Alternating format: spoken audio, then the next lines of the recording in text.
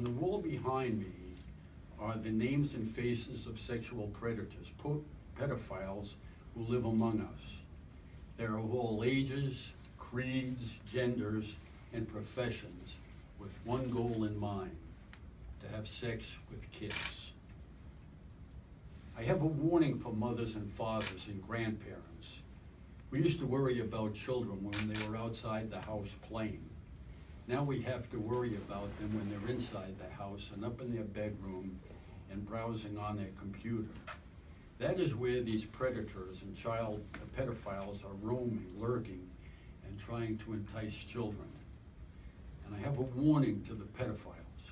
The next time you look into your computer and you don't think anybody is watching, look again, because you may see my face at the other end of the computer, and Ghost, the sheriff's ghost, will be right behind me, and it'll be the worst nightmare you've ever had. They'll track you down. This has been a 5-week-long investigation. It started on April 11th and ended on June 15th.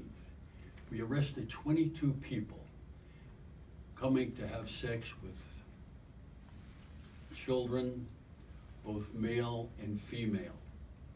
One of the cases that we did was a young fella. I don't want to say young, but let me, if I may, show you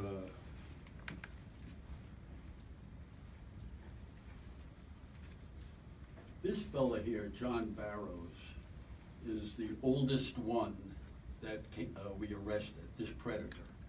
He's a local guy out of the Flint area. He's a financial advisor, very well respected in the community. Right next to him is Carl Spaulding, a 59-year-old guy who was a senior vice president working in the legal department at Co-America Bank. Skipping over here to Jennifer Beckman. Jennifer Beckman is a manager at a local restaurant. She provided, this came as a result of further investigation, she provided her 6-year-old daughter for Michael Foster to have sex with. Trafficked her 6-year-old daughter, and upon further investigation, we found that Michael Foster was having sex with his 2-year-old daughter. It doesn't get any worse than that. To come down here, this fellow, Forrest Williams, is wanted. And if anybody knows his whereabouts, we'd appreciate it if they would call.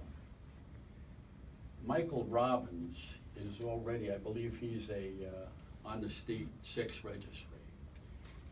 This fellow over here, George Huffman, is really a unique guy. In 2010, Huffman ran for the United States House of Representatives and garnered 33% of the vote. In 2018, he ran for the United States Senate on the U.S. taxpayers ticket, and he got over 27,000 votes. Delgado, Harvey Delgado, he's the fellow that brought that serrated knives that you see over here. And we're doing some further investigation into that. When you see all of these weapons that people bring to have sex with a child, and they say, well, I brought it for my protection. Protect them from a young boy, a young girl. Then we have Shane Legendary, 44 years old. We did further investigation and found him to have child porn. And there's one other fella here. This guy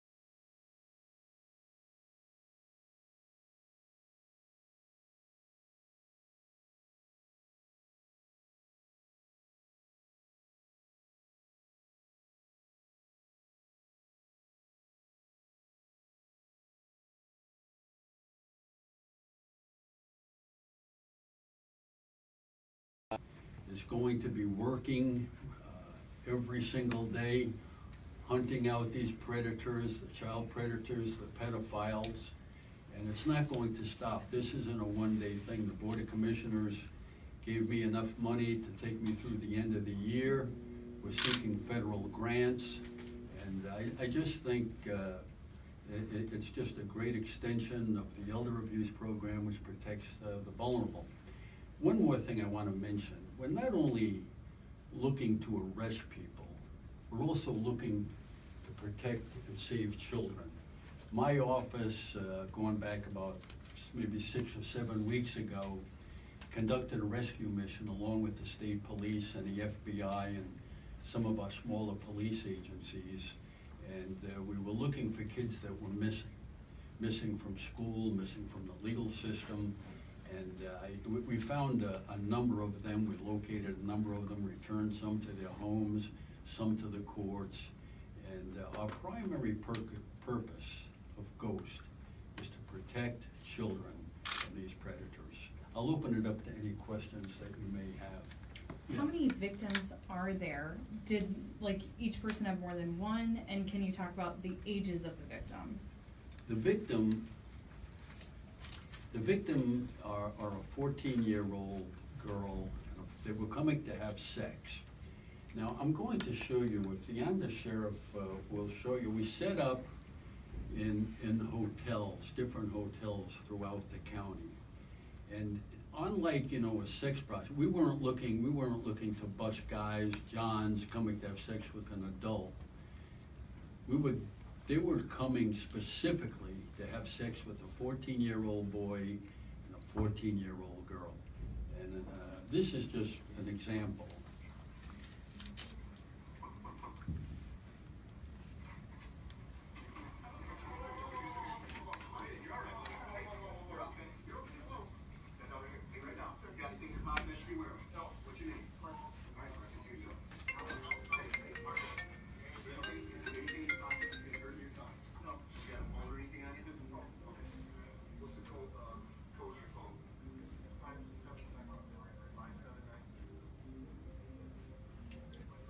I believe it was Michael Robbins that's also on the state registry, the sex registry.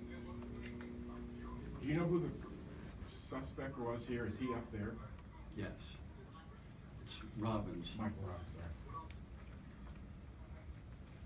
That's just one example. Now, what I'm going to do is I'll take questions that you may have, and then I'm going to show you, we don't just post something on the web. We're in active conversation, right up until the time they walk into the door. That's what makes this operation different. It's not technically a sting.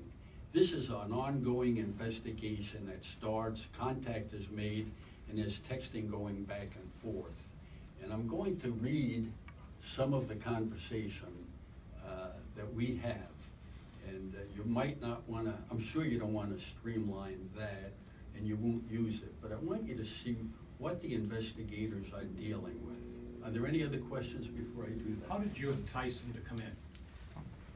We just put it out there through conversation. We have a 22 in this case, a 22-year-old and a 14-year-old, just texting them, looking to party, and we're in really the dark web.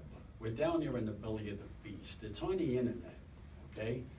And they start, and we get the conversations going, and they're ongoing conversations just until they walk right into that room. And I'll show you some of the conversations that we have. How did you know, though, to reach out to these people? Well, they reach out to us. We put it out on the dark web, and they come to us. Mm-hmm. It's like fish coming to the bait. Okay. Can you go through that whole situation again with the mother and the suspect? And the 6-year-old? Yeah. Yeah. After we arrested Michael Foster, we got a little concerned, and we started an investigation, and we determined from that investigation that Michael Foster was an acquaintance of Jennifer Beckman. and she trafficked her 6-year-old daughter to Foster to have sex with. And in turn, our investigation, when we got there, our investigation revealed he was also having sex with his 2-year-old daughter. Where's the dad of this 6-year-old? Yeah, I don't know the answer to that. Her 2-year-old? His his 2-year-old. his 2-year-old, he was having sex, he performed cunnilingus on his 2-year-old. And the 6-year-old was an oral sex crime. You put up where these people work. Is this something, I mean, did their employers know? Do their wives know, things like that? I didn't put up where they work intentionally. This was our working board, what we were working from. Naturally, everybody at Co-America, we have one guy, they maybe have 2,000, 2,500, I don't know how many employees they have. This is only one person. There was another guy that was a manager of a credit union that started work at 8:30 in the morning. He had to be there, so he wanted to meet the 14-year-old and have sex with the 14-year-old at 7 o'clock in the morning before he went to work. And his wife wouldn't know, he couldn't get away at night, so he wanted to do it in the morning. Could you describe a little more detail on the circumstances behind the Comerica Bank case and? I think I can do that better when I go to the board over here. Oh, okay. But I Oh, want okay. to make sure that all of the, you can read, just don't streamline it, you can edit it a little bit Okay. later on and see what you want to do. But this could be our neighbor, this could be our coworker. It can be your neighbor. That's, what does a pedophile look like? What does a bank robber look like? Yeah, he's someone's neighbor, he lives in the Flint area. Very prominent guy, a financial advisor, manager of a manager of a restaurant, manager of another restaurant, brought the serrated knife, guy that ran for the United States Senate, on the sex offenders list. This guy and this guy wanted to have sex with a boy, a young boy. Yeah, they're all sizes, shapes, colors, creeds. That's why I'm warning parents. We used to have to only be concerned when they were outside the house. Now they have to be concerned again when they're up in the bedroom because they're on the computers, and that's where these pedophiles are. They're on the computer, they're looking, they're lurking, they're searching it out. And this is why we have to be proactive. They don't come to us. We gotta go down and get in the belly of the beast with them. And when you see some of the language and some of the, that lures them, you'll think, oh my God. So what is the status of all these cases? They've all now been, that have charged? Yeah, let me mention that they've been charged with child sexually abusive activity. That's a 20-year felony. Children accosting for immoral purposes, another 20-year. Internet, communicating with another to commit a crime, and the maximum imprisonment is 20 years on that. Now, it's interesting to note that we also have some other charges pending, the child porn, and some human trafficking. But what's interesting is if you take the total number of years, it's over 1,000 years collectively that these people are charged with.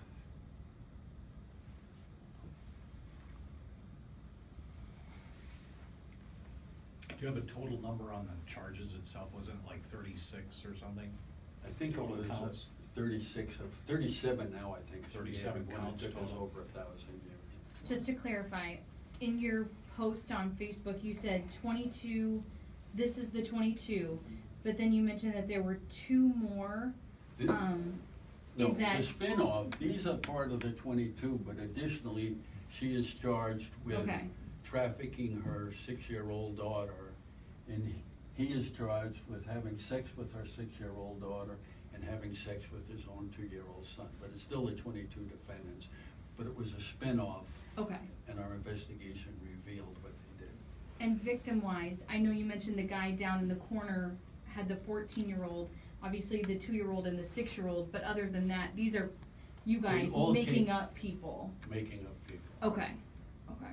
So, did you post, just to clarify, did you post an ad on the dark web? How did you get these guys to respond to what you were doing? We went on the dark web saying, you know, we were looking, we went to Mesa, we didn't go to Mesa, Arizona, I take that back. We were in contact with Mesa, Arizona Police Department. They have 20 people assigned to human trafficking. We learned from them. We learned how to infiltrate. We learned how to talk the language. We learned the language to get involved with them. And that's how we got involved in it. Are any of these people, did they have criminal records already? Yeah, but we're still looking up all that stuff. We've been just inundated, and we're still continuing with other investigations. But yeah, I mean, you know, one guy's a registered sex offender. And just to talk about the work, the success here, and you know, your reaction to what you guys are seeing, what you're finding. Yeah, you know, it certainly doesn't surprise me, because that's why I formed the Sheriff's Ghost. We know it's out there. In fact, one investigator with Semtech, I think that's the Southeast Michigan team, task force, whatever it is, and it's made up of federal authorities and whatnot. They at one time said that Genesee County is like a free work zone. You can come up here and nobody's watching. Well, now we're watching, and we're watching closely, and we're going to continue. We're doing it. We're actively involved. And again, I think we're the only police agency in the entire Midwest, you know, the state of our state, and maybe the whole state, that's going out and seeking predators, child predators, pedophiles. It's ugly, ugly work. And you're gonna see when I show you some of the language that they deal with and what they, you know, we've got, you know, and we had a policewoman. You know, people say, well, I wanna see your picture. I wanna see what the 14-year-old boy looks like. Well, we can't, you know, that would be morally objectionable to have a 14-year-old boy or girl doing this. So what we have is a policewoman, a policeman that look young. And somebody says, well, what are you telling everything for? I want them to know everything. Maybe they'll just leave the entire county. Maybe they'll go somewhere else. But we're coming after them. We're not gonna quit. We're not quitting. And matter of fact, if I get that grant, we're even gonna multiply. We're gonna grow larger, and we're gonna get more.